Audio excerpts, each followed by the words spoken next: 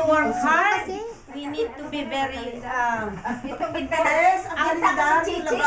cooperation ninyo.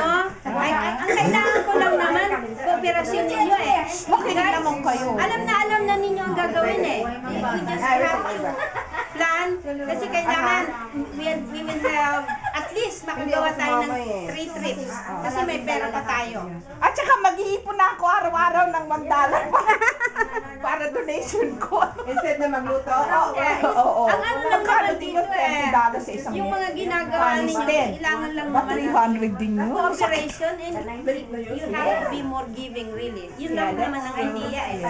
Kasi alam niyo unang-una, may consideration kung bakit ko ito tinanggap uli. Unang-una, dahil lang sa inyo. Pangalawa, kasi we are giving fun, enjoy. Nakita ko around yung lungkot, parang hindi mas, parang nakita ko parang sinasabi ko nga kay Ate Shen, when I gave the letter to you guys, it was like 10 minutes silence, and then all of a sudden, sabi ko yung reaction nila, tinapon sa basura, sinira nila, I don't know, sabi ko. Disapprove. Hindi kasi ayaw